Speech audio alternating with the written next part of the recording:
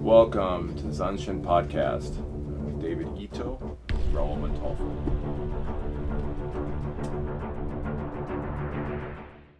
So our topic today is, what was Budo like in the past? That is going to be a topic that has many different ways it could go. You know, I think some good, some bad. This is true. I mean, you have to kind of think about what era. We're talking about 1600s, 1700s, 1800s, 1900s. What era is it? Are we talking about? How it's seen, how people see it, how people interpret it. What do you think? Well, I mean, Budo like in the past, Budo is very different than what we see today. Of course, Budo was the art of killing, right? It wasn't. Budo per se didn't really exist prior to 1865 or something like that, or 18 something, whatever the Meiji era started. Like 1868. Yeah, correct. And so prior to that, it was the battlefield. So if you have to kind of think of, if we're talking about Budo in its prior to the Meiji era or after the Meiji era. I think probably. Does it help to understand Budo prior to the Meiji era? Yeah, no, I think it does. I think probably after the Meiji period and stuff too, because I think Budo became more. I think it was started to spread out, not just in Japan, but started spredding out throughout the world and stuff too, because they became an industrial. How was it the format at that point? I think it was but it was still pretty closed off. Oh, absolutely. Yeah, we're talking about like. But then you have to also think about this idea of what is the year that karate was formed, what's the year that judo was formed, what year was jiu-jitsu formed. And prior to that time, there was no karate prior to the Meiji era.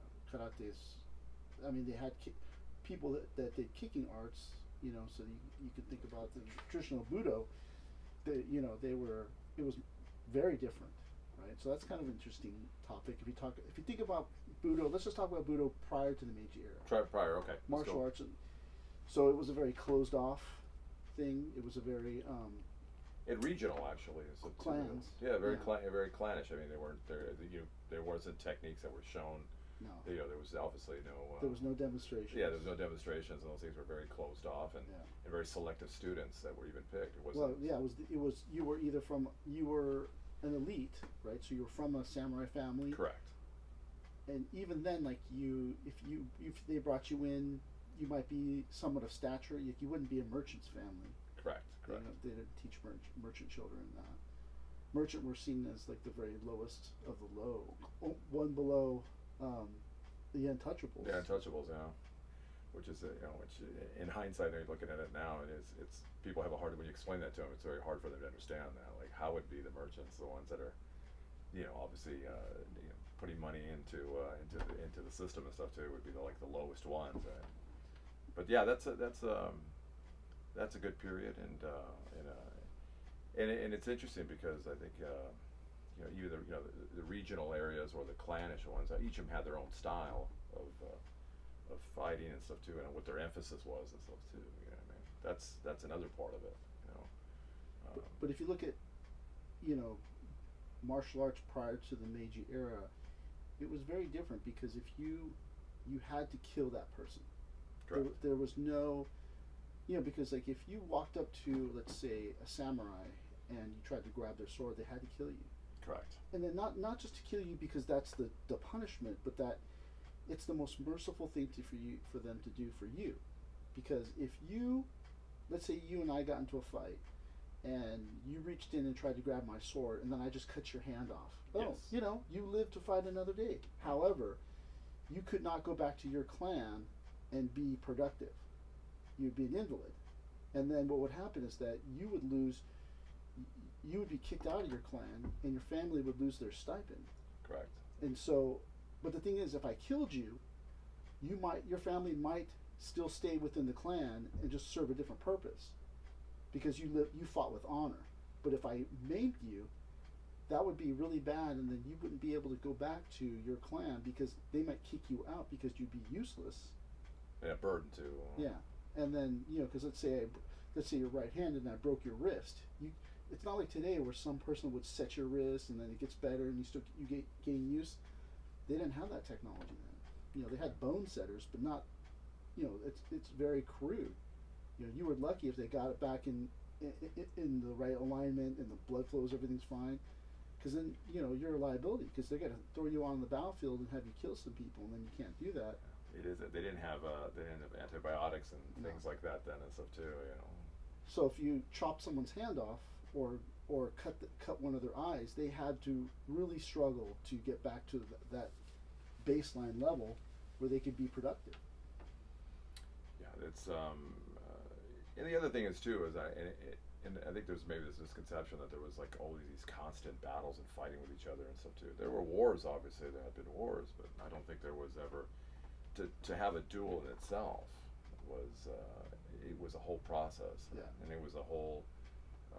It wasn't something like, oh well, just you did one little thing and I'm just gonna let's fight. I mean, there was a whole process to it and stuff too, because like you said, it was like if you drew the sword in a duel, somebody's gonna die, and even if you win and you were to get cut, chances are you could be done. You could die yourself of infections or anything else, right? Well, that's the misconception about the samurai and what they do. Like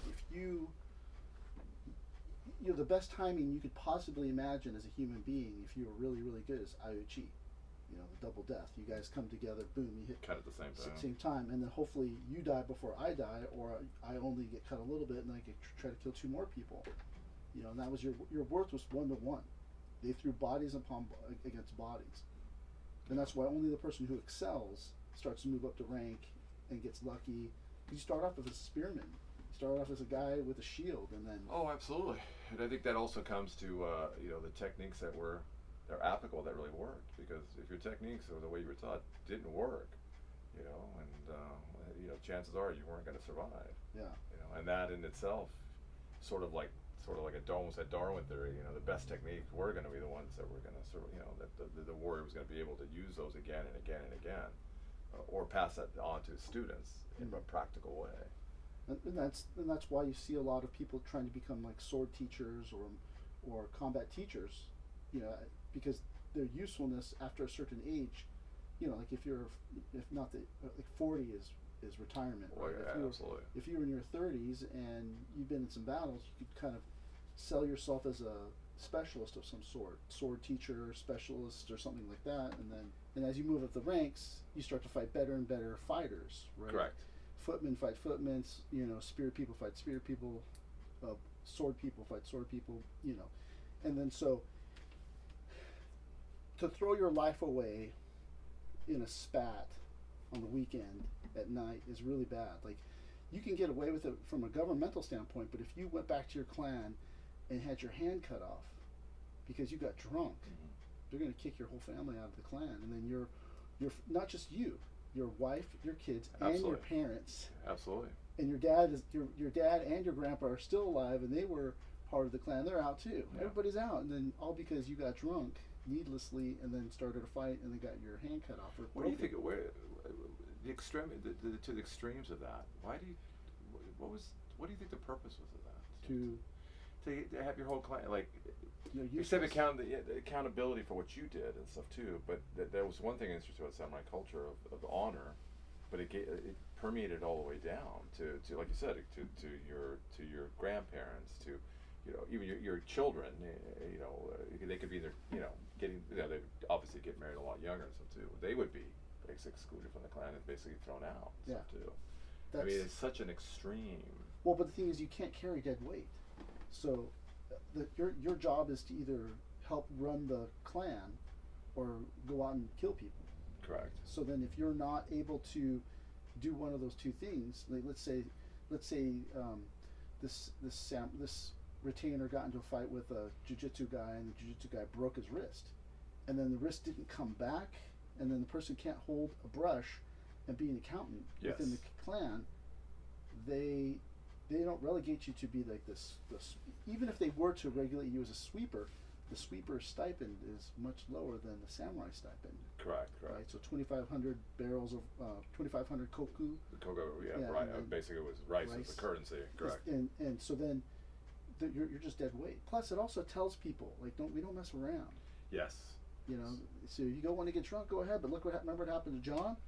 He got his hand cut off, and the whole family got kicked And I out. find it interesting too, because what it does, it balances out the whole society in itself. Because if you weren't a samurai and stuff too, you were very cognizant of where you stood in society and what your place was, and the manners were in accordance with the way you should conduct yourself. Because within the samurais themselves, they had the right. If someone did something that was not, it was was outside the norm, they could be killed. They could be cut down. You know what I mean? And if you think about that, it's like you probably conduct yourself a little bit better and stuff, do a little bit with more manners and stuff too, and maybe not as bursting out of anger or silliness of something that really didn't mean much. And and that's that thing where if you were gonna fight someone, like you got to make it count. And so if if the sword was king in those days, correct, right? So no one's carrying around a bow and arrow or a spear, right? So if someone engaged you, the likelihood of them dying is really big, and so that's why they're going to stay in their lane, so to speak, right? And then you have this. So then where does martial arts? It doesn't really grow, right? The only way it grows is if the sword teacher or martial arts teacher for your clan gets challenged in front of the entire clan, and that guy says, "I want to be the sword teacher," and then cuts you down or beats you, you're basically out, and then you're out trying to find another gig. No, that's true, and that I don't know, I don't remember the saying, but that there was a phrase and stuff too that was used, right? That like the student taking the teacher's breath, taking their, basically taking them, beating them, killing them. You know what I mean? To take that spot and stuff too. You know what I mean? So I forgot there was a terminology that was used. I can't remember the name of it and stuff too. Yeah, but that's the hard part about the harshness of being a warrior. Like in the Hitoryu swordsmanship, the teacher took his two best students and made them fight. And the best student didn't win. The good student didn't win. The bad student won, and then later on, the bad student ended up killing him. Right? But there is no like, oh well, I need to preserve this tradition. I mean, there is that idea of like, oh, I have to preserve these techniques, but it's really like the strongest person, the most clever person wins. Yeah. And that's how it. If you think about this art of killing, right? Budo, martial arts, is really the art of killing people. Correct. And in a very, in a very efficient way, and with also an added part of spirituality as they add to it too. Well, the spirituality only came in after the Meiji era, right? There was always, they were always spiritual, but then spirituality did not become part of the training until the Meiji era, right? And then you have this idea that people they can't kill people anymore. So then what do you use it for? Well, I used to become a better person. Yeah. And then the principles become the rules by which you live your life, except for you're just not killing people anymore. Yeah, and after the Meiji period also too, it's like, as they became more, became an industrial society, an industrialized country and stuff too, they started adding that spiritual part to it, correct? But the real spirituality really came in the 1950s. Prior to that time, it was coming. If you think about like this idea of what's the guy from in Kyudo, they wrote the book about Zen and the Art of Archery. Oh yes. So then he created this whole like spiritual structure around Kyudo, right around the same time that everyone else was, because again, you couldn't really, you're not supposed to kill people in the Meiji era, but then you're not supposed to kill people really after the 1950s, right? Like these duels and all these types of things, and so it really has to have a different flavor. Yeah. And then. But I think there was still a certain amount before the Meiji period. There was a form of spirituality, stuff with Zen Buddhism and stuff too. Well, no, they used Zen as a tool, but the Zen and swordsmanship weren't like like your sword teacher wasn't teaching you spirituality. Wasn't talking about becoming a better person. Yeah, because you can't. Yeah. right? The reason why in the Vietnam War they use 19-year-olds is because those people don't have a sense in their head, of anything, yeah. and they're going to run in and shoot people. Yeah, correct. So if you start talking to people about spirituality, then they start to understand mortality, and when they understand mortality, they just can't seem to kill people. Yeah, that was the whole concept of like one cut, one life, right? It was just sort of. But that's the thing, right? If you've lived off the Lord for this long, your daimyo, and now it's your turn to give back. You go, well, I got to run another cut, and then you hope that you fight with a sense of bravery that someone sees, and then when it comes time again to kick out your family, yeah. you go, John really did a really good job. We'll keep him on, marry her off to someone else. Correct. The son is 12, in 3 years he'll be ready to start doing stuff. So then like there's a reason. Yeah. Yeah. But then, so you think, how do the techniques become? How did martial arts techniques come about? Well, if you look at like atemi and all those types of things, they're really geared toward the real ways. They're geared toward people wearing armor. Correct. Right. So the reason why you threw someone down is because you have to throw them down to expose the vital spot and then stab them in the armpit. Correct. Neck. And those open areas that are in between chest protectors and stuff too, in between the helmet itself. And stuff too. Because sword on armor isn't going to get it done, and you got to kill that person. Not just that one person. You're hoping to kill 2, correct, 3, so that you can create some type of like reputation, and so that's why like someone comes in if you can't cut them down with the sword, the easiest way to do that, or not the easiest way, but a less proficient way a way to do it for a person who's less proficient is to throw them down. You can't use a sword all that well, but you can trip this guy, make him fall down, stab him in the armpit, he dies. That's one for you. Yeah, exactly. And which was a lot easier than try to stand sword to sword with somebody and stuff too, right? That's that interesting thing about wondering about how the techniques came about, like throwing people down, kicking them. See, like kicking. That's why if you think kicking, what would kicking do or punching do against a person with a sword? It's always about what would this person do with a person with the sword. Correct, because it was all based on sword. Right, it was all based on sword movement. You can flail your leg around all you want. That thing is razor sharp. Correct. You can try punching them all you want. That person when that person draws that sword, it's game time. Yeah, and the other thing is too is the terrain itself and stuff too. It doesn't really lend to doing a lot of kicks or things like that. It really don't work, in a situation like that. But that's so that's what you wonder about, like how did these techniques come about, right? You have a person who's super steadfast. They're not going to just run. Correct. So they're standing there. You pull out your stick, your chain, your whatever it is, right? Because if you're not a samurai or samurai class, or a person with some type of voucher, you're not allowed to carry a longsword. You can carry a small dagger for protection, but you can't carry a longsword. Correct. So then this guy pulls out this longsword. You have a stick, you have a chain, you have some type of projectile, something.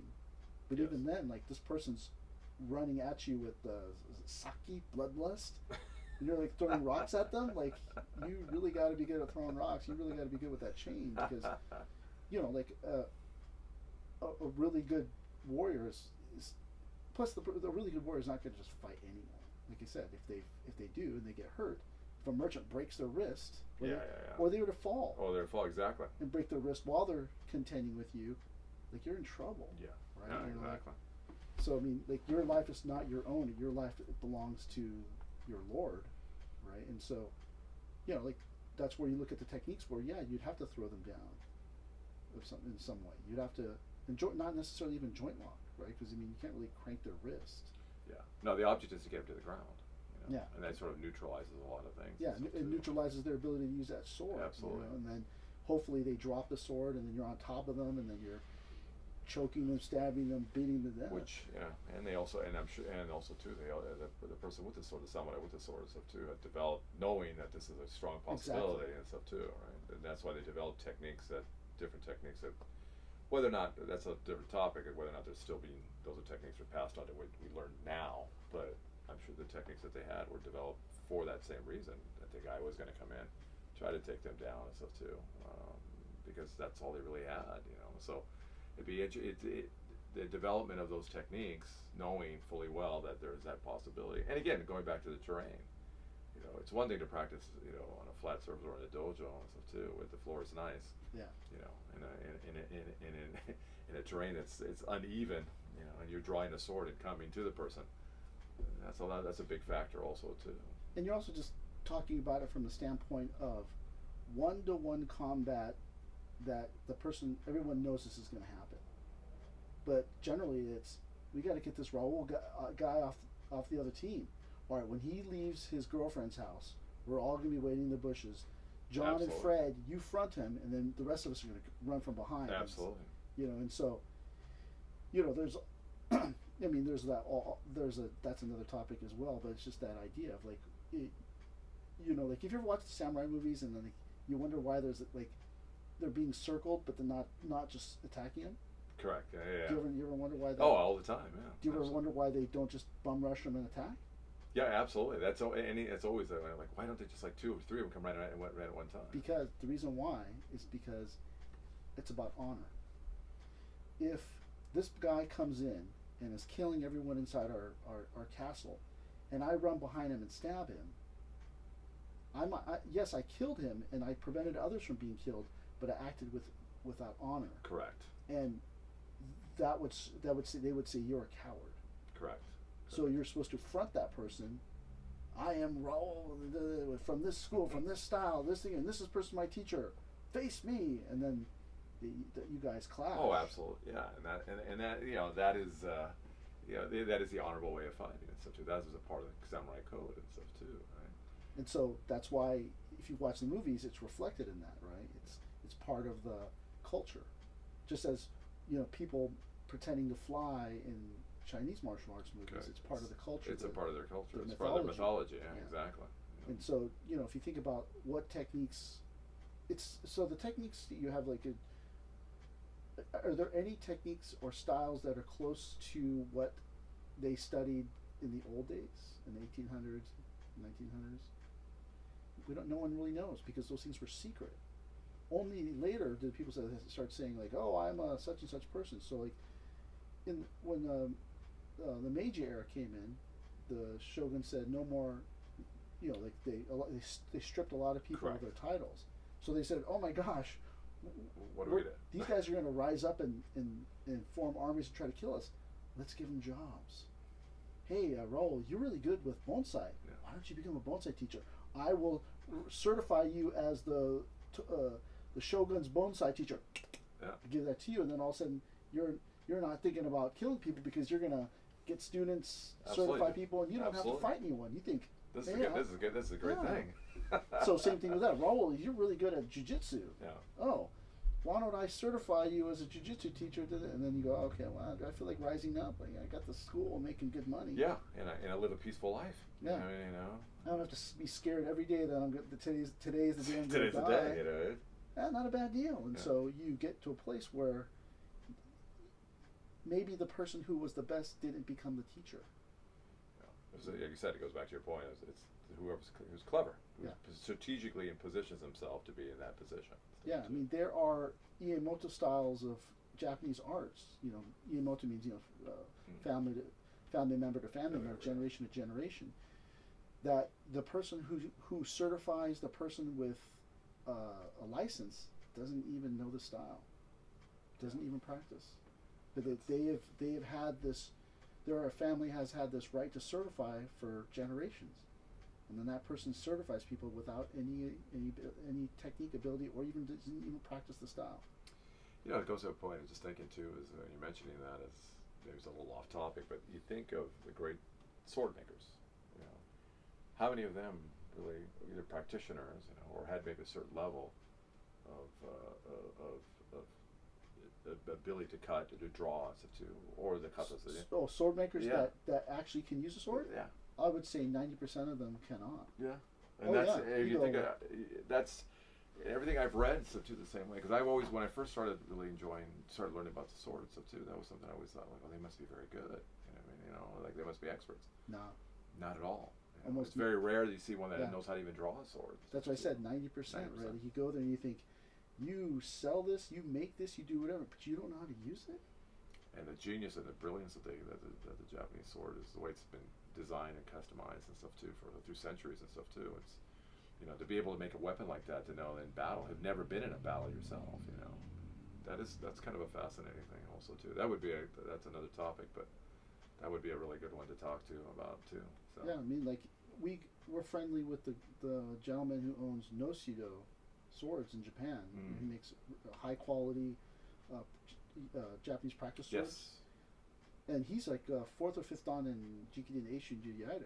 So I mean, he's not the norm, Yeah. right? And so, and he's very good.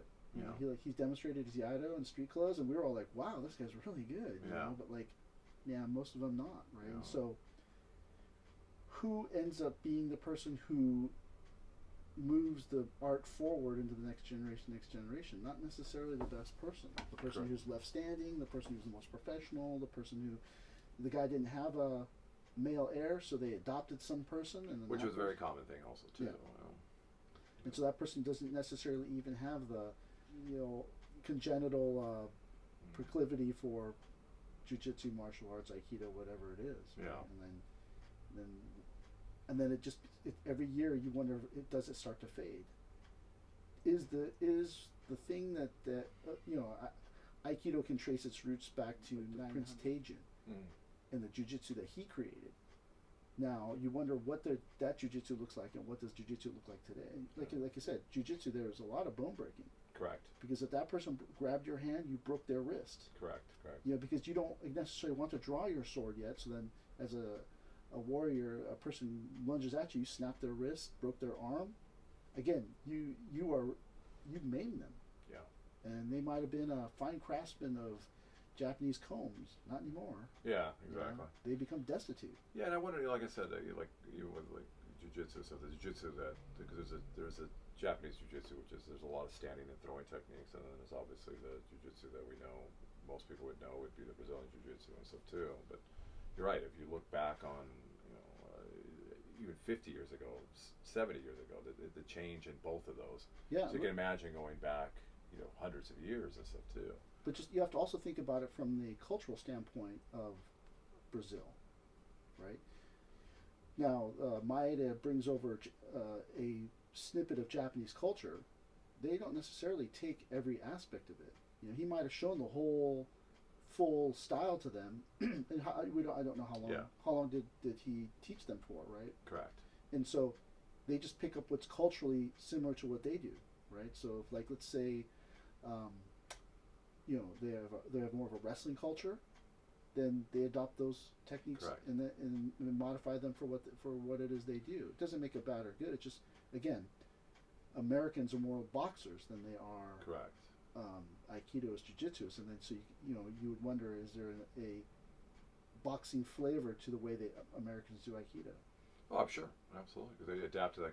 You know, and especially with jiu-jitsu, even the body types. You know, I mean that's another part of it. You know, it's you know, jiu-jitsu techniques and you know, from a different type of body type. They come from Japan, and then ones that came to Brazil when they brought it to Brazil. Yeah. To teach it to the Brazilians and stuff too. You know, like what you would, you know, if you just wanted to kind of like play devil's advocate, what if Maeda goes to Norway, and then you look at, they call Norway Jiu-Jitsu today, and then would Norway Jiu-Jitsu be more nagewaza, throwing techniques, because of the stature and build of the people, Correct. right? The stature and build of the people, and the culture isn't really that, they're not really take it down to the ground type people. They're, you know, 6 foot tall, huge people, and so nagewaza would be something that they would probably maybe do more. Just that's just a theory. Yeah. And then so if you go down to, let's say, or you know, like if you look at the idea of like Savat and stuff like that, you know, these people are taller, longer legs. Maybe they do more kicking things. Correct. You know, and that's supposedly that was always said about you know, with the kicking arts of Korea. They were supposed to be a much more mountainous region and stuff too, and they said they were very strong. Their legs, you know, because of the type of terrain that they lived on and worked on and stuff too, and they said that was one of the reasons that they were such very good, very strong in their legs and stuff too. You know what I mean? So again, you know, it depends on, you know, where the art was brought to, right? You know? Yeah, and you think about like Mongolia, their judo and their sumo is very good. Very good, because absolutely. they have a form of judo and sumo Correct. within their culture already, and they're very rugged people because you know they're nomads and Yeah, dramatic people, yeah, exactly. farm types, and so they're very strong. And so they're when they come into the Japanese sumo world, they're destroying people because their body types, their Lends to that kind of yeah. fight, absolutely. So if you just think about like, oh, these different types of people, it's like, or if they come up from a place where your clan has 10 people and the other clan has 100, so then you can't do ground because you need to destroy 10 people at once. So you have to fight, to learn to fight more than one. Yeah, so everybody there learns explosives. Yeah, yeah. So I mean, it all depends on where you're at and how you. That would not be a fun country to visit. Yeah, everybody there has only got like 6 fingers or something like that because, you know, you run the risk of something throwing a little bomb at you. Yeah. But that's right. But that's how cultures develop fighting arts, right? If you look at every culture has some form of fighting art. Some of them are more primitive, but if you look at them, you go, oh yeah. Oh, absolutely. You know, Filipinos are very into close quarter weapons, smaller knives. That was the influence of the Spaniards that came over and stuff too. They colonized them Yeah. stuff too, and whoever the colonizing power was and stuff too that came to those countries and what the how they fought and they adapted to it. Like we were discussing, one of the students bought an octagonal bow staff, and we're thinking like, and I was like wondering out loud like, what? I mean, obviously it was a farm tool that they created into a martial arts tool, but what would you do with this? How would you know, you got to use what you have, right? So they took away all the swords, and so you got this thing, and you think, okay, what can I use this for? And then you find the most efficient, effective way to use it in a fighting style that no one will know that you're going to use because they think it's your drawing tool, exactly. your basket carrying thing. Yeah, just your basic tool used around the house and stuff too. Yeah, I know it's that's a topic in itself of other fighting arts from other countries. Very interesting and stuff.